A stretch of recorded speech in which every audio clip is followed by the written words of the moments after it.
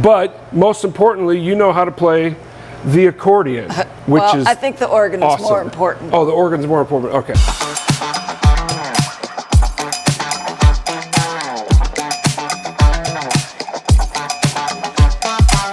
Hey everybody, welcome to my Pastor Paul update. I'm so glad that you've joined me today. You want to stick around to the end because I have a special guest on today.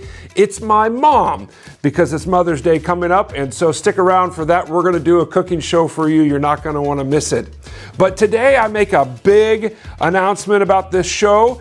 But before I get to that, let me just share some things that are going on here at St. Mark's. First of all, a big thank you to everybody who helped celebrate Pastor Steve's 9.5 years of ministry here this last Sunday with a huge Texas barbecue. It was awesome. My son and I thoroughly enjoyed it, and we had a great time there.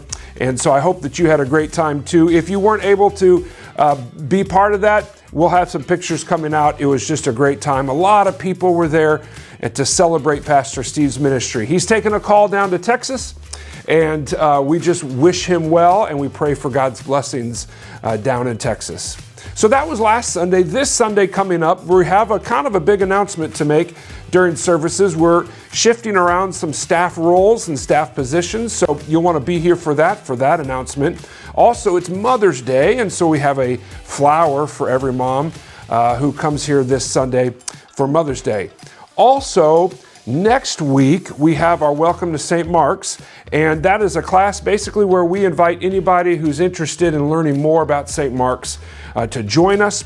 We have food there. It'll be next Sunday. It's not too late to sign up, so please do that online by checking out our events tab and signing up for our Welcome to St. Mark's.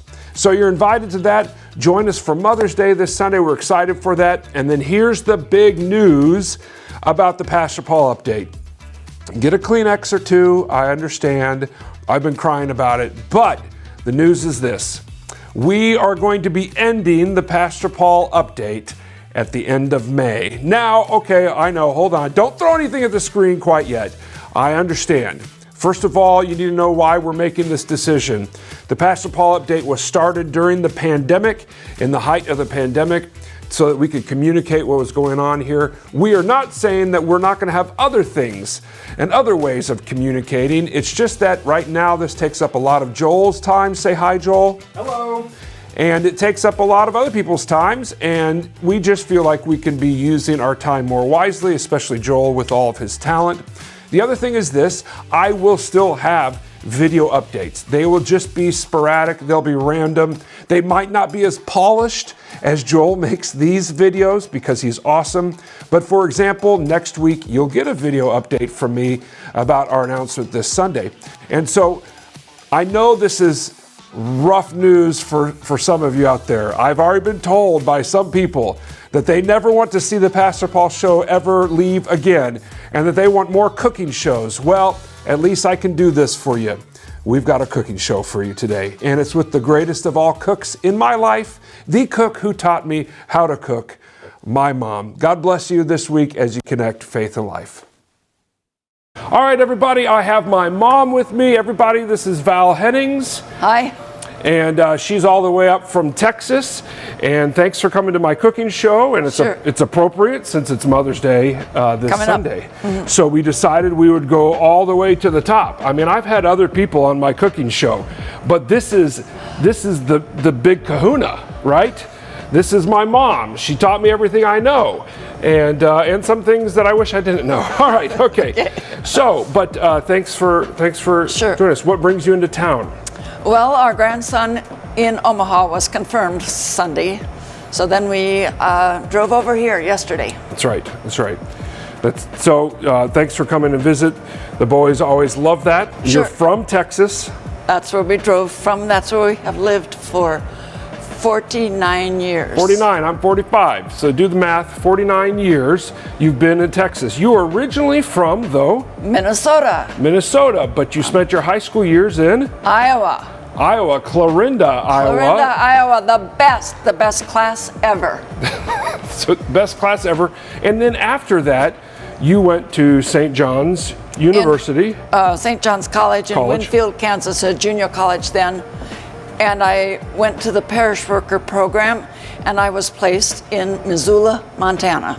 Right, Missoula, Montana, and while you were over there, you had already started dating Dad. Yes. And he was at Concordia Seminary at that time? No, Concordia Senior College, Fort Wayne, Indiana. Okay, so he was there, and then he promised you that y'all would move back to Missoula, Montana someday. Montana, yes. Montana. That never happened. No. Thank God, because I was born in the great state of Texas. Yes. And you've been there ever since, and so. All right, now my last question for you about cooking, since I told everybody that I learned everything from you, is did you know how to cook when you got married? No, there were 2 recipes. Okay. French toast and a Swiss steak that was made in a roaster. That was it, period. So how did you start learning your recipes? I mean, was it Betty Crocker? Was it, you know? I got recipes from my mother. Okay. And I really didn't watch her. I knew what she cooked, and I wanted to cook those things, so I got the recipes from her. Okay. Now, I've always wanted to ask this question. Now we're going to do this on live TV here, basically. What were you doing as a child if you didn't learn from your mom how to cook things? Piano. Oh, okay. All right. My mom is an accomplished pianist and an accomplished organist, and can we say harpist? Accomplished? No, I have played the harp. But most importantly, you know how to play the accordion, which is I think the organ awesome. is more important. Oh, the organ's more important. Okay. Yeah. All right. Okay. Well, over the years, you created a cookbook for your kids. Yes. And we're going to do a recipe out of this cookbook.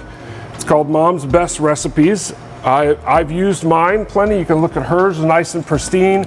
Mine has all kinds of slop on top of it and things like that. They have a lot of recipes for me, my 4 children. We have a lot of recipes. I've made your lasagna famous. Oh, that's great. We make a cheesy bread. That's cheese on. You take French bread, cut it individual slices, and we put a cheese on it. That's to die for. We haven't done that on this show. We really should. That's tremendous. I like your Angel Crisp cookies.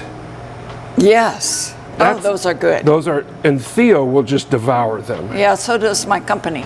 Yes, yes. So does when your I company. serve those. This is all in your book, and you gave this to us many years ago. And what are we making today? This is a recipe called bread pudding. It was my grandmother's recipe. She gave it to my mother, who gave it to me, and I have given it to you. So with the Mother's Day theme, I think that's nice to choose a recipe that went through the generations. And I also want to say that I have a cousin named Tom who collects bread pudding recipes, and that was because of this recipe from Grandma. Right. And we've kind of tasted a lot of bread puddings over the years. And there's a nice variety. Yes, yeah. Some are good, some are not so good. Yep. This is a pretty good one. Yes. So, all right. Let's go through the ingredient list. Go ahead. We need 2 slices of white bread. Now, that's not very descriptive. We need, like, what are you thinking? Okay, don't get plain white bread from the store. That will turn out to be milk mush. So you need a substantial bread, maybe French or homemade bread, because you're going to be ripping it, but not into real small pieces. Okay. So, and you think it, what, 2 cups of ripped up bread? Yeah, I like to go a little more than that. A little bit more, 2 to 3 cups. You kind of have to just figure out how it goes. Then you need 2 cups of milk. Right. And what are we first going to do? Well, we soak the bread in 2 cups of milk for 45 minutes. Okay, so 2 cups of milk, about 3 cups of bread, a firmer bread. It can even be older bread, Yes. right? Good thing to do with old bread. Yep. And so we're going to just let that soak for 45 minutes. We've been doing that right here, so that's ready to go. Now the next part that we need are 3 eggs, 3/4 cup sugar, half a teaspoon of vanilla, 1/4 a teaspoon of salt, 1/4 of a teaspoon of cinnamon, 1/8 of a teaspoon of nutmeg, and 1 cup milk. Okay. All right. So what are we going to do with that? We're just going to put it all together? Yeah, break the eggs first and whisk them good. Okay. All right. I can do that. Now, one thing that you never taught me when I was younger is that you can break eggs together. I didn't know that. No. I always broke them on the side. So have you ever done this? Isn't that No. kind of fun? I suppose. Like smashing eggs together. I feel like you can get out some aggression when you smash eggs together. Of course, I just got my suit dirty here, my jacket at least. Maybe I don't have any aggression. The problem is when you get to the last egg. Yeah. Then you got to go on the side of the bowl. Or you can just, really manhandle it. All right, you're going to whisk that? Yes. While I clean my hands here. Now, one of the things I remember when I was a kid is we didn't use this kind of whisk. Do you remember the whisk that we had? It's not technically a whisk. It was technically a kind of a blender. Egg beater. Egg beater. Was that what it was just called? Sure, that works fine. Hey, you guys remember those egg beaters that you had to turn and just... Yeah. I wish I still had one of those. Those were just fun. Oh, you can get them at the store. Oh, you can? Oh, okay, yeah. well, how about that? All right. They're still in vogue. So we've got our eggs whisked here, 3 eggs. What else do we do? We put these spices in.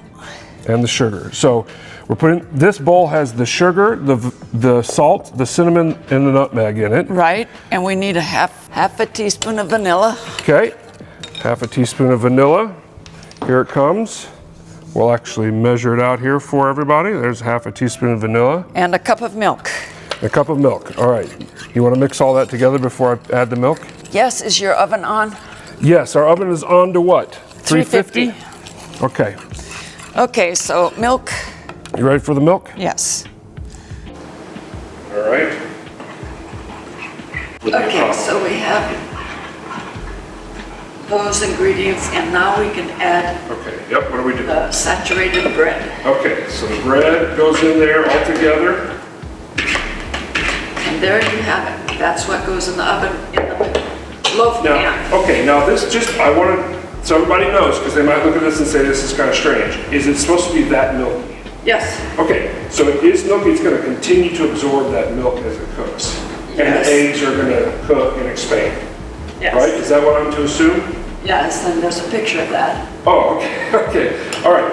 And so we just pour it into the pan. Right. How do you do that without getting everything messy? Well, experience. Okay, all right, let's see it. This is professional. That is professional. Nice job. Okay. There we go.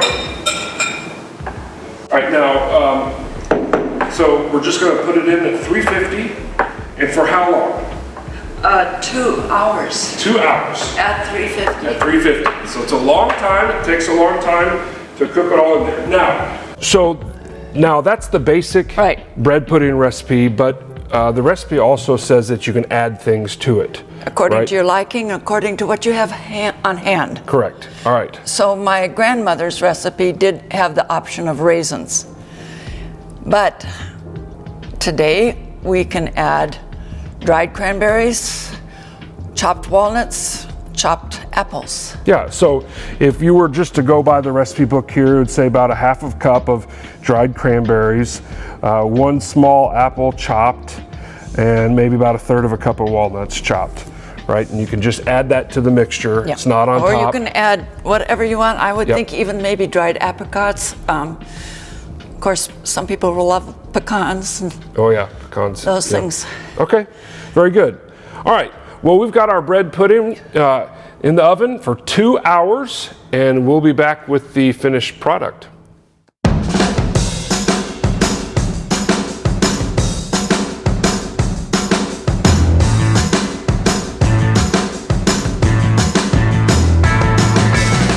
All right, here we are with the finished product. Just a real quick thing here.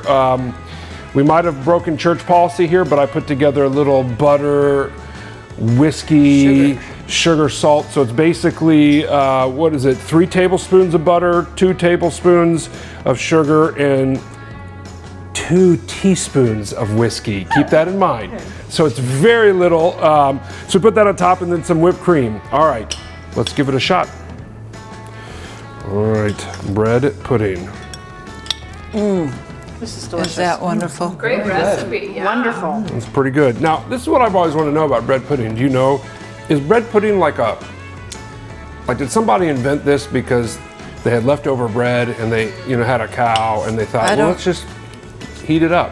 I don't know if it's German or English. comes across to me as English, but all my ancestors were German, so Yeah, yeah. that's where it come down. Well, it'll work. This is good. All right, everybody. I've got my St. Mark's softball shirt on because our #1 rated softball team, because they were champions last year, are kicking off here softball season. So we're cheering them on, and we hope they have a great season. Otherwise, Bon appetit. bon, that's French. Oh well. Oh well. Y'all have a great week as you connect faith and life. Happy Mother's Day.